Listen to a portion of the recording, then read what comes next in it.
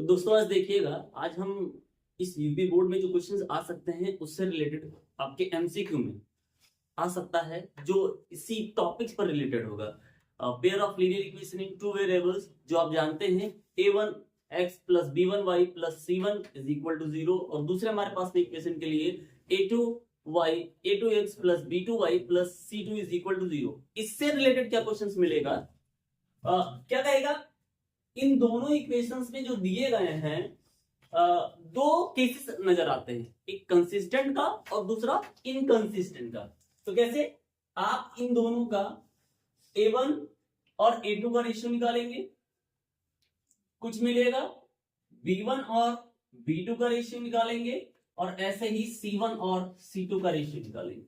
अगर a1 a2 equals नहीं होता है b1 अपॉन b2 के, पहला केस, और दूसरा केस अगर a1 a2 इक्वल्स हो जाता है b1 b2 के और इक्वल्स हो जाता है c1 और c2 के, तीसरा case a1 upon a2 equals तो हो b1 अपॉन इक्वल्स तो हो b1 अपॉन b2 के, लेकिन इक्वल ना हो c1 अपॉन c2 के। ऐसे रेशियोज देखिएगा कि अगर a1 और a2 का रेशियो इक्वल्स नहीं होता है, या a1 a2 ratio a1 upon a2 b1 upon b2 और c1 अपॉन c2 ये सब आपस में इक्वल्स हो जाते हैं, और तीसरे केस में a1 और a2 का रेशियो बराबर हो जाता है b1 और b2 के रेशियो से, लेकिन बराबर नहीं होता है c1 और c2 के रेशियो से।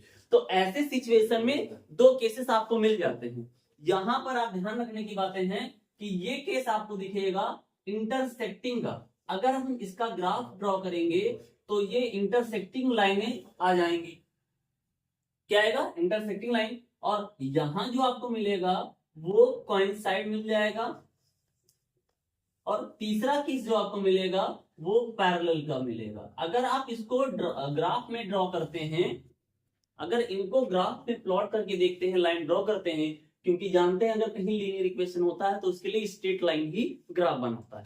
तो ऐसे सबके पहले इक्वेशन के लिए भी एक स्ट्रेट लाइन होगा, दूसरे इक्वेशन के लिए भी एक स्ट्रेट लाइन होगा, और इनके रेशियो से ध्यान रखना है कि इंटरसेक्टिंग, कोइंसाइड और पैरेलल का मिलेगा। अब अगर हमारे पास में कंसिस्टेंट कहता है तो इसका मतलब वहां पर हम कम से कम एक सोल्यूशन निकाल सकते हैं। यहां पर हम जानते हैं इंटरसेक्टिंग जब लाइनें होती हैं तो वहां ओनली वन सोल्यूशन होता है, ओनली वन सोल्यूशन होता है, जबकि कोइंसाइड पर इनफाइनेटली मेनी सोल्यूशन होगा, इनफाइनेटली मेनी सोल्यूशन हो जाएगा, और पैरेलल लाइंस में नो सोल्यूशन मिलता है। अब कंसिस्टेंट की जब बात करता है तो कम से कम एक सोल्यूशन होना चाहिए। मेरे पास यहाँ एक सोल्यूशन मिलते हैं, यहाँ पर ढेर सारे सोल्यूशन मिल जाते हैं, इनफाइनेटली मेनी सोल्यूशन मिलता है। तो अगर कम से कम पॉसिबल होगा तो वहां पर एक सोल्यूशन मिलना या एक से ज्यादा मिलना कंसिस्टेंट हो जाएगा, जबकि हमारे पास अगर एक भी सोल्यूशन हम नहीं निकाल सकते हैं तो उसको हम लोग इनकंसिस्टेंट कहते हैं। तो ये क्वेश्चंस आपको मिलने वाले हैं। देखिए जो भी आपने पढ़ा ना उसके ऊपर ये क्वेश्चंस कैसे बन के निकल जाता है। तो कंसिस्टेंट पूछना या इनफाइनाइट, ऐसे कुछ वो एमसीक्यू में आपके पास में क्वेश्चंस आएगा। तो solution of pair of linear equations हमारे पास में दिया गया है x + 2y + 5 = 0, और दूसरा हमारे पास में सॉल्यूशन दिया गया है -3 - 6y + 1 = 0।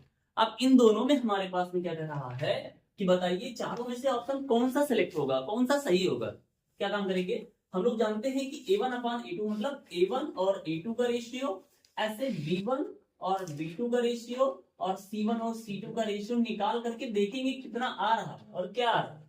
अगर हमने ये फाइंड कर लिया तो आसानी से हम उसके सोल्यूशन को बता पाएंगे क्या बन के आएगा। तो जरा a1 और a2 का रेशियो निकाल के देखते हैं। यहाँ पर अगर x लिखा हुआ है तो ये 1 लिख दिया जाएगा, और यहाँ पर कितना है -3। ऐसे b1 और b2 का रेशियो निकालते हैं, जो कि क्या है, यहाँ पर 2 है, यहाँ पर -6, डिवाइड करेंगे 2 से तो आ जाएगा 1 अपॉन -3 यहाँ भी, और c1 अपॉन c2 का जब रेशियो फाइंड करते हैं तो 5 अपॉन 1 = 5। क्या देखा जा रहा है इसमें, ये देखा जा रहा है कि a1 और a2 का रेशियो बराबर है किसके, b1 और b2 के रेशियो के, लेकिन बराबर नहीं है c1 और c2 के रेशियो। और ये बातें आपने ये पढ़ रखी है कि अगर पहले दोनों वालों का रेशियो बराबर हो जाता है और लास्ट वाले के बराबर नहीं होता है, तो ऐसे सॉल्यूशन को हम लोग क्या काम करते हैं, ये कहते हैं कि ये लाइनें पैरेलल की होंगी। और अगर ये लाइनें पैरेलल की होती है तो वहां पर एक भी सॉल्यूशन मिल पाना मुश्किल होता है, ना के बराबर हमारे पास में मिल जाएगा। तो यहाँ पर क्या कह रहा है, यूनिक सॉल्यूशन बिल्कुल नहीं, एग्जेक्टिव सॉल्यूशन बिल्कुल नहीं, इनफाइनाइट सॉल्यूशन बिल्कुल नहीं। तो हमारे पास क्या बचेगा, सिर्फ नन ऑफ दीज का ऑप्शन बन जाएगा, क्योंकि नो सॉल्यूशन का ऑप्शन इसमें दिया नहीं। अगर दिया होता तो हम वो